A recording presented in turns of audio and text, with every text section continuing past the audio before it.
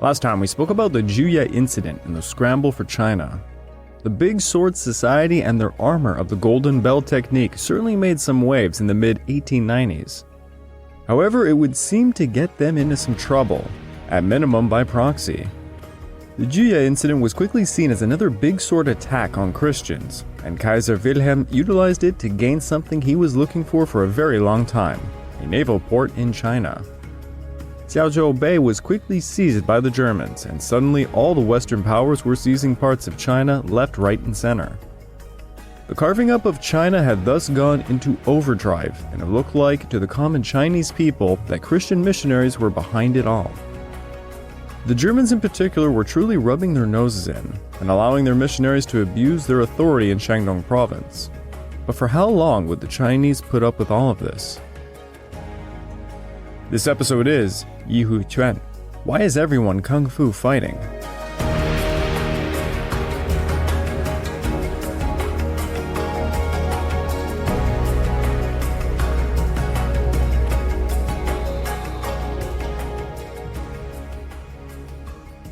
Welcome back to the Fall and Rise of China podcast. I'm your dutiful host, Craig Watson. But before we can begin, I just want to remind you all, this podcast is only made possible through the efforts of Kings and Generals over at YouTube. Perhaps you want to learn a bit more about the history of Asia? Kings and Generals has an assortment of episodes on the history of Asia and so much more, so go give them a look over at YouTube. So please subscribe to Kings and Generals over at YouTube and continue to help us produce this content by checking out www.patreon.com/kingsandgenerals. And hey, don't forget about our sister podcast over at the Pacific War Week by Week podcast, written and narrated by me. And if after all that you are still hungry for some more history, why don't you check out my personal channel, the Pacific War channel over at YouTube. Maybe you want to jump in time a bit and get to what we're about to on this podcast, the Boxer Rebellion. I have an entire episode dedicated to it, and it's pretty entertaining. And please don't forget to check out my Patreon over at www.patreon.com/thepacificwarchannel, where you can find exclusive podcasts designed to fit what you want to hear more about. This month's podcast is going to be on the responsibility of Emperor Hirohito during World War II. How responsible was he for, let's say, some of the atrocities that occurred? Check it out, it would mean a lot to me. So, there has been this group I have kept alluding to for quite a few podcasts now. They went by a few different names, but they truly pop into the scene in the year of 1898. In what other place than Shandong Province? To be specific, Guan County. Guan County lies along the western border of Shandong and is just a bit due west of Jinan. The people of Guan County were known to, quote, to have a brave spirit and a love of righteousness. Their county held poor soil, many grew cotton, and this lent itself into the weaving industry. It was quite an impoverished county. Their people lived very simple lives. As noted by a gazetteer, the young have become like knights errant, and like to indulge in wine and drink for pleasure. They form cliques and seek revenge. By the mid-19th century, these young knight types were allying themselves with the White Lotus sects. This led to conflicts such as the Song Qingxu uprising of the 1860s. As we have seen over the past few episodes, where there are young men practicing boxing, and there are sectarians, well, they seem to just find common cause and love to rebel. There was a small market town in Guan County called Yihequan. It was an exclave amongst 24 settlements in Guan County, isolated across the Shandong border with Zhuli. Bordering it to the north was Linqing and Cui County. A peasant from Liuanchuan described Liuanchuan's location as such. Speaking from our village, either 2 li to the east or 10 li to the west was Wei County. 12 li to the northwest was Cui County. 12 li to the south was Zhuli. 15 li to the southeast was Linqing. 10 li to the south was Kuzhou. 5 li to the west were 300 mu of Guangzhong, Zhuli land. And we were 130 li from Guan County seat. The small town historically had changed administrative boundaries multiple times. Now, when conflicts began to break out with the Christians, A magistrate was told by local residents of Yihequan, "Before the prefect and magistrate repeatedly came to calm and pacify us. They would fix a date, and only when they received permission did they dare enter this territory." Alongside the Christians, the region was, of course, a natural refuge for bandits. Bandits seemed to increase dramatically between 1894 and 1899. And these bandits were coming well armed and dared to raid villages during daylight. Even casualties were beginning to increase. It was said during one raid, 7 people were killed in a single village. Highway robbery was particularly popular in this area. Theft was often directed at the wealthy, the kidnapping of members of rich families, and ordinary peasants did not really suffer from this, but instead actually benefited, as the bandits took their riches and spent them in poor villages. The local Qing forces were simply too weak or too incompetent to really do anything. The isolated county of Guan was very susceptible to heterodox sects. There were countless such as the White Lotus, the Green Qingbang, or Red Hongbang gangs, the Huangshaowei, the Yellow Sand Society, the Shenrendao, Way of the Sage, and so on. Historians point out the isolation of the county, low education, and the weakness of the Orthodox gentry to be the reason for the popularity of such sects. These were the very same factors that would bolster certain boxing groups to fight Christians. With a very weak Qing state, the Christian missionaries flooded into the area. French Jesuits dominated the Zhuli sides of the towns, and the Italian Franciscans the Shandong sides of the towns. The French were particularly large, as stated by a resident in the region. Early in the Guangxu period, the White Lotus were active here. The county magistrates sent troops to make arrests. The French priest Yang told everyone, "I am a missionary. Whoever wants to join the Catholic Church, raise your hand and register. I guarantee that nothing will happen to any of you." Several who had joined the White Lotus raised their hands and joined the church. In this way, the government troops did not arrest them. The town of Yihequan saw its first congregation come about in a similar fashion. In the wake of the Song Qingxue uprising, a former rebel was arrested. A secret Christian in Yihequan convinced the man's family to join the church and appeal for the man's release. This is just what they did, and taking upon their example, many others followed suit. Soon there was some 20 Catholic families, mostly from the Wang family. Now, while I call Yihequan a small town, it actually was fairly large. It held 300 households, had a marketplace attracting some business. It was what we call a multiple surname town. 40% of the households were Yans, 20% Wangs, 10% Gaos, and so on. Kinship had a special role in the town, as it did in most towns in China for that matter. Yihequan was really no different than the rest of the towns in the North China Plain. Her residents had mud walls and thatch-roofed homes. The people supported themselves by farming, spinning, weaving, and peddling. The farmers planted wheat, sorghum, millet, and cotton. The soil was fairly fertile compared to the surrounding towns. With a bit better soil came some social differentiation within the town. The wealthiest families owned about 300 out of the 4,000 mu of land. 6 other households had around 80 mu each. Some of the larger landholders rented out land, but it was far more common to just hire laborers. There were countless landless households, most of whom were hired as said laborers.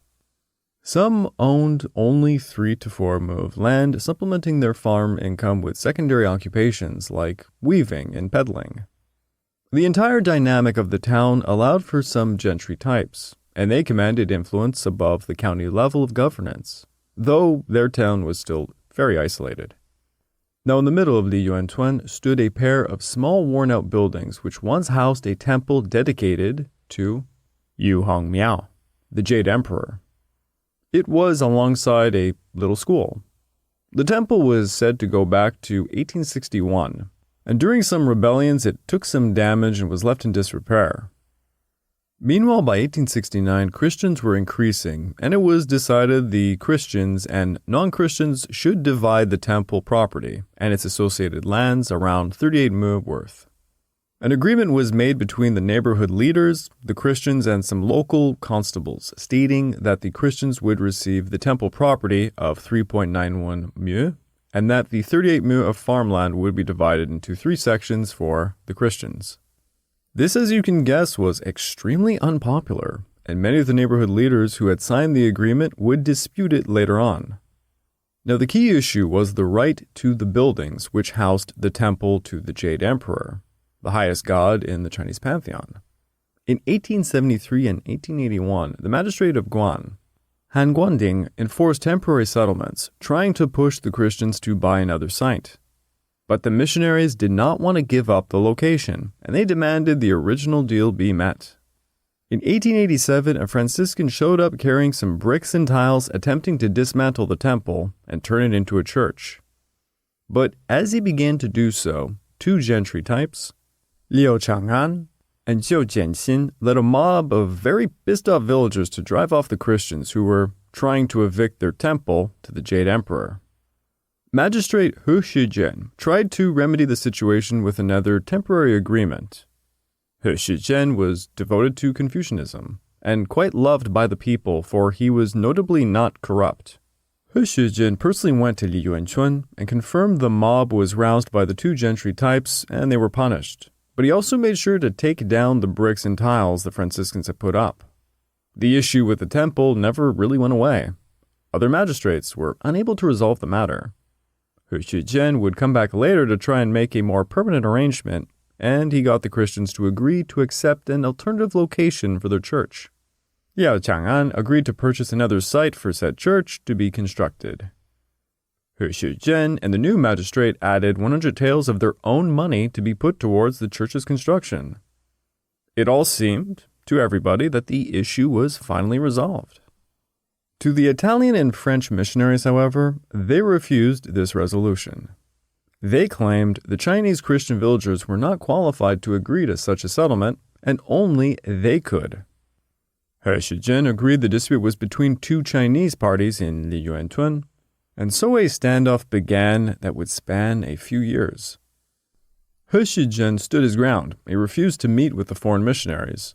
So the non-Christians held possession for the temple for the time being. Then in 1892, the French minister to Beijing applied some pressure to the court, who applied some pressure to the local officials, who applied some pressure to the villagers. The French protest brought about a predictable verdict. The temple was to be given over to the Christians. Hu Shizhen donated 200 taels and 1,000 cash for the construction of a new temple at a different location. But the Christians said it was a no-go.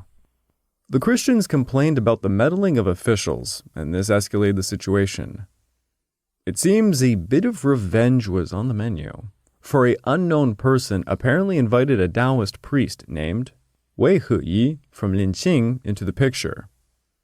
Wei Heyi happened to have an armed local militia whose leader was Jiao Sanduo. It always comes full circle, doesn't it? The militia came over to defend the temple, and things quickly got out of hand. The local Qing officials responded quickly, sending the Dao Tai of the area alongside a group of other Qing authorities, the Dongchang prefect, Linqing subprefect, the magistrates of the surrounding Zhuli counties of Jikhe, Kuzhou, and Wei, alongside Hu Shizhen to meet the mob. The Qing officials told them they needed to preserve the peace, and eventually persuaded them to disperse. The Christians were allowed to come to the site, and it seemed that they had won the day at last. Now, this entire time, it was the gentry leading the charge against the Christians. They went through the appropriate means. They pressed their complaints to the prefects, then to the provincial capital, and all of this was quite expensive to do. A few of the gentry were very vigilant in their efforts, and this earned them some jail time. Several lost property because of the expenses. Liao Chang'an was stripped of his degree. By 1892, it was clear these gentry, despite holding some minor degrees, having some money, land, or influence for that matter, could not challenge the missionaries. When the Qing authorities came in force in 1892, it signaled to them no further protests would be allowed. The gentry had thus bent the knee. The gentry had to give up the cause. but the struggle was passed to a younger and more volatile group. Once the Christians got back the rights to the temple site, they immediately went to work building a church. And they soon found themselves under attack from a group of poor young peasants known as the Shibakui, the 18 chiefs. One story goes, the Christians were forced to fortify the church and hide inside as they were met with rocks and gunfire. The mob stormed the church and assaulted several of the Christians inside. The Christians fled to the missionaries' residence over in Wuchang, and for a long time did not dare leave the residence. Another standoff occurred whereupon either side tried to build upon the temple location, and the other side would intervene and try to tear it down. The prefect of Dongchang, Hong Yongzhou, ordered both sides to stop constructing anything and to agree to a new settlement. These so-called 18 chiefs seem to represent the chiefs of the 18 surrounding villages. Basically, they were the militia leaders.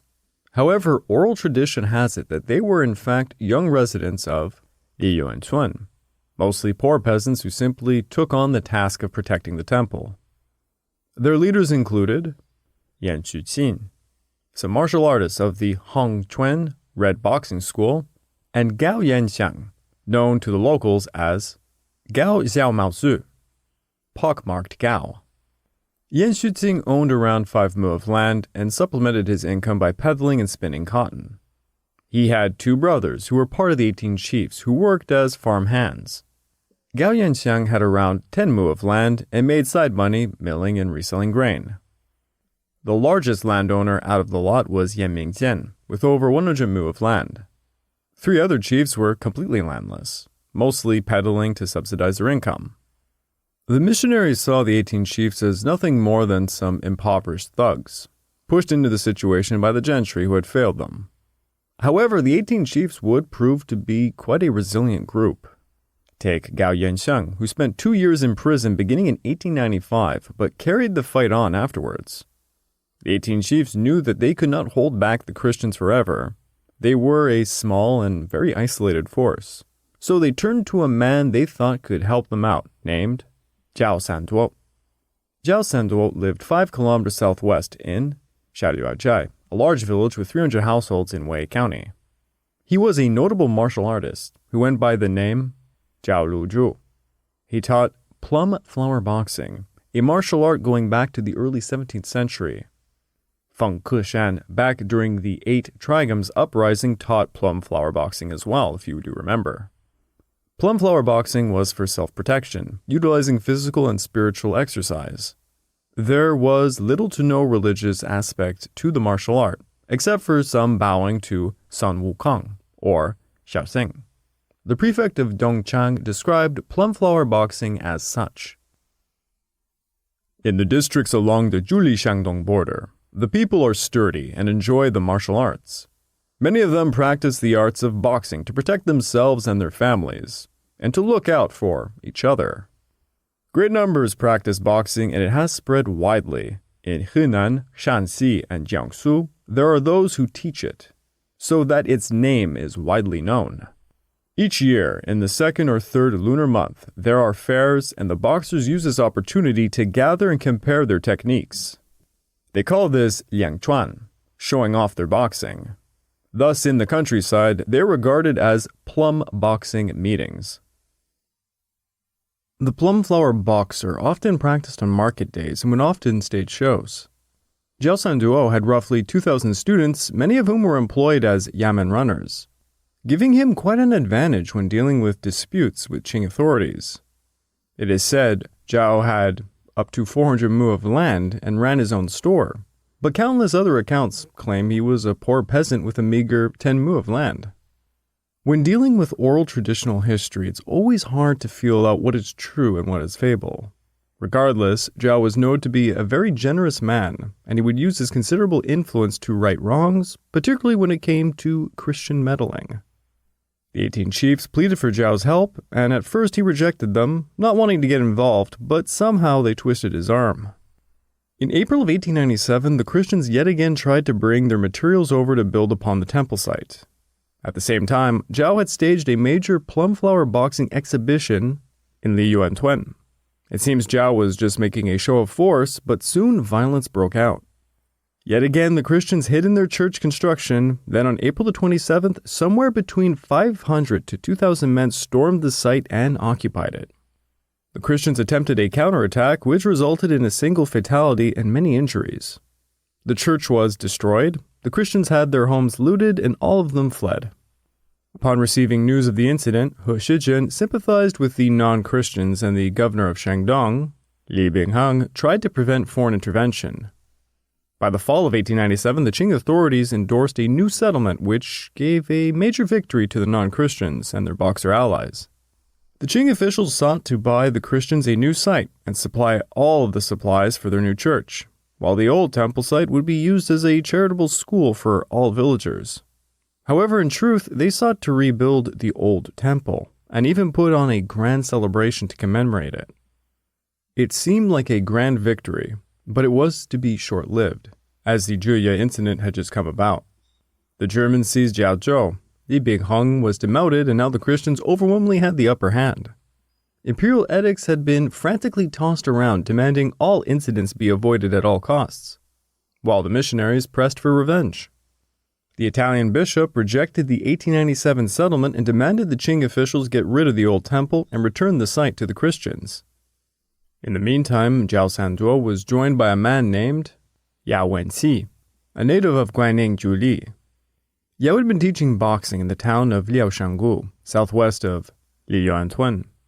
Yao was senior to Jiao in the Plumflower Boxing school. He was thus his boxing teacher, or his senpai as the Japanese would say. Yao radicalized the scene by introducing some new recruits who were notorious for anti-Manchu activities. Many of Jiao's students pleaded with him, "Do not listen to Yao. He is ambitious. Don't make trouble. Since our patriarch began teaching in the late Ming and early Qing, there have been 16 or 17 generations. The civil adherents read books and cure illness. The martial artists practice boxing and strengthen their bodies. None has spoken of causing disturbances." Jiao headed the advice at first, but it seemed he could not break away from the anti-Christian followers amongst his ranks.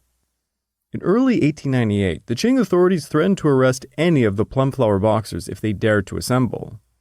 The leaders of the Plumflower Boxers who did not share the anti-Christian stance advised Jiao and the others to leave, and he did. Jiao left with many followers and took on a new name for the organization, Yihequan. The translation of Yihequan is something along the lines as the righteous and harmonious fists, or boxers, fists united in righteousness. The Yihequan of Guan County were united in righteous indignation over the Christian encroachment on the Liyuantun temple. This was not exactly a new thing. There had been many Yihe organizations historically we have already covered. In the 1860s, there were the Yihe militias in southern Juli fighting off the Nian rebels. In Wei County, there were 3 different militias of the Jihequan, militia united in purpose, Piyutuan, militia worthy of righteousness, and the Yihequan, militia united in righteousness. These 3 militias disbanded in the early 1870s, but they were to be resurrected in 1896 because of the explosion in Banditry. Interesting to note, the Yihequan were led by Jiao Laoguang, a cousin of Jiao Sanduo. Such Yihe boxer groups formed a coalition against the Christians. The most radical of them were aggressive members of the 18 chiefs in Liyuantun, under the leadership of Big Sword Yan Shuqing. Then there were aggressive members of the Plumflower Boxers like Yao Wenxi. Jiao had a fairly large network of friends spanning militia leaders and the gentry class. Thus, for the Qing government, it was quite frustrating, as when they tried to crack down on certain groups, these groups suddenly were being aided by others and quite well hidden. It was a true boxer coalition. The French demanded the dismissal of the popular magistrate He Shijun, who they saw as an obstacle, and by the early part of 1898, they got their way. He was replaced by Xiao Qi, who said as he entered the area, Boxers were seen everywhere, wearing short jackets and knives. They filled the streets and alleys. Everywhere one looked, one saw their disorderly appearance. Christians were fleeing Yihequan in fear, and Xiao Ti's first task was to ease the tense situation. Xiao Ti began with investigation of the boxer groups, and he learned that Jiao Sanduo was the key leader. He began systematically shaking down boxer leaders, trying to get Jiao to come forward, but he would not come out of the shadows. The boxers in general were hiding as Qing forces were building up a presence in the area. By February of 1898, the prefect, Hong Yongzhou, took charge of the situation. On February the 28th, Hong Yongzhou accused Yan Yuqing to be the murderer of a local Christian killed in the springtime. Hong Yongzhou went into Yihequan and occupied the town with some Qing forces, ushering the Christians to come claim the temple. While this solved the temple issue, it did not solve the boxer issue, as they were now gathering in local villages. Hong Yongzhou knew he needed to take out Jiao Sanduo, so he managed to convince a local militia leader who would provide Jiao safety if he would meet with him in Ganqi. Jiao finally came over, and Hong Yongzhou had this to say about their meeting. I instructed the boxer leader, Jiao Sanduo, very clearly, and I showed him that, for the best interest of the Plum Boxers, they must be dispersed, and if they ever assembled again, he would be persecuted. I said to the man, your family is said to be well off, and your sons and grandsons already established. Why have you not sought to protect yourself and your family, and have instead loosed your disciples to cause trouble, even committing murder and arson? Why do you let yourself be the puppet of others? To all of this, Jiao confessed his organization was infiltrated by some unruly men as a result of what was occurring at Yihequan. But the Christians labeled him a criminal chieftain, so he had to keep his boxers together for self-protection. The Qing officials all agreed to offer him protection if he would simply disband the boxers. The Qing officials went with Jiao to his home in Xiaolujiai and got him to officially disperse his boxers. However, the boxer coalition was quite vast, and by no means was Jiao telling them they were all going to stop. In Yihequan in April, a notice suddenly appeared on an examination hall reading this. The patriots of all the provinces, seeing that the men of the West transgress all limits, literally overreaching heaven in their behavior, have decided to assemble on the 15th day of the 4th moon, and to kill the Westerners and burn their houses. Those whose hearts are not in accord with us are scoundrels and women of bad character. Those who read this placard and fail to spread the news deserve the same characterization. Enough. No more words are needed. So yeah, it was pretty clear to everybody that there were still a lot of angry boxers out there. The Qing officials attempted a new approach. They tried to recruit the peaceful boxers into militias. The First Sino-Japanese War had greatly diminished Qing authority in the region, and such groups were necessary to restore law and order. Governor Zhang Rumei began recruiting them with the primary intent to combat banditry, and it looked to be extremely successful. As Zhang reported to the Qing court in May, I have already sent deputies to the various localities to work together with the local officials to clean up the baojia and to establish rural militia. Originally, I wished to clear up the sources of banditry, but these can also be used to mediate between the people and the Christian converts. Zhang and other Qing officials were not naive. They knew many of the boxers in the militias would not be neutral when it came to the Christian disputes.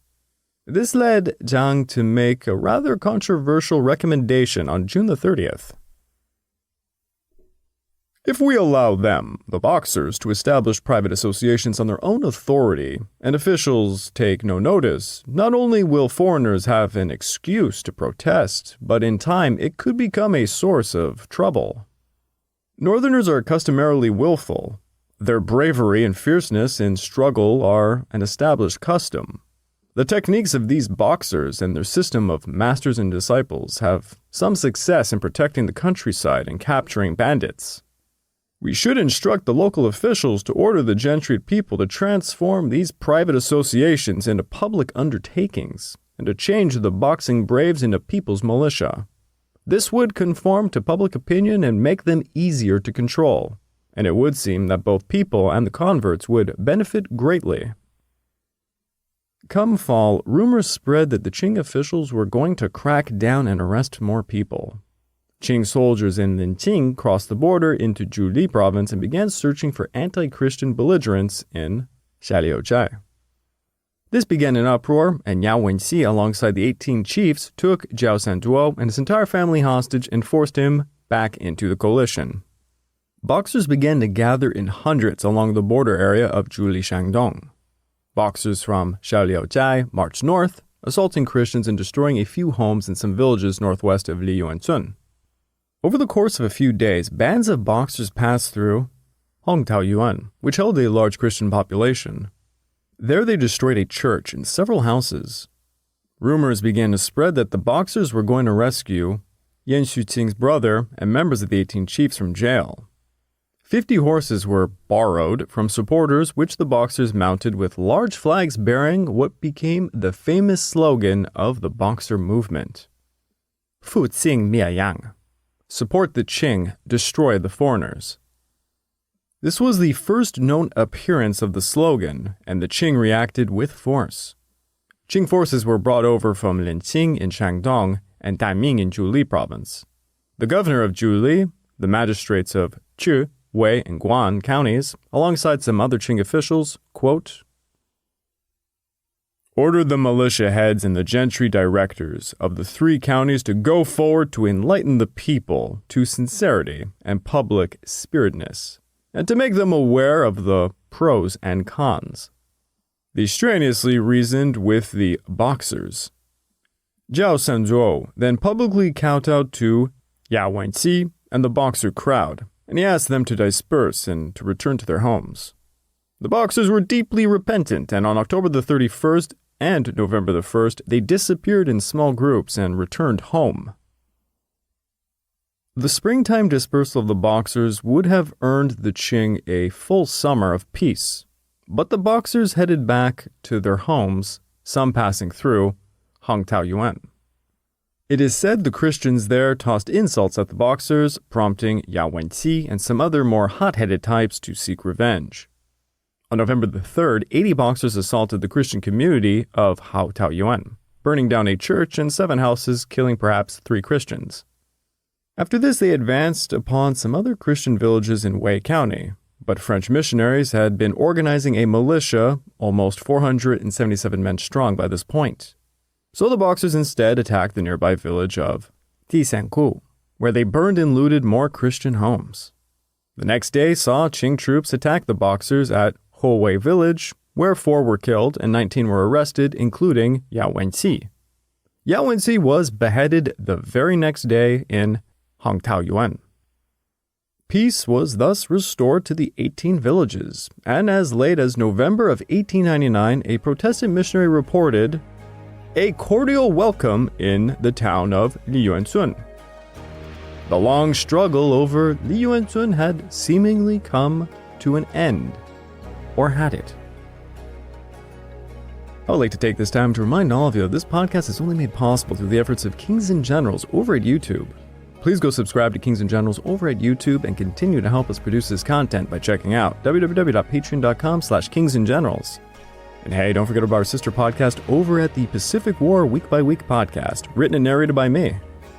And if after all that you are still hungry for some more history, why don't you check out my personal channel, the Pacific War channel over at YouTube. I actually have a huge favor to ask. I just released an episode on the Mukden incident involving General Ishiwara Kanji. I am a small YouTube channel, and it's the first time I actually had a sponsor, so it would help me greatly if you checked it out. Also, please check out my Patreon account over at www.patreon.com/thepacificwarchannel if you want to hear some exclusive podcasts dedicated to subjects you want to hear more about. Every month I run a poll and choose what I'm going to do that month. And by no means does it have to be about the Pacific War for that matter. Hell, your boy likes the old Roman Republic history. I'll do that. So check it out. It would mean a lot to me. The Yihequan, boxers of the righteous and harmonious fists, have risen up to face off against the Christian menace plaguing China. The Christians retaliated heavily and seemingly have quelled the Boxers. But for how long would such a peace last?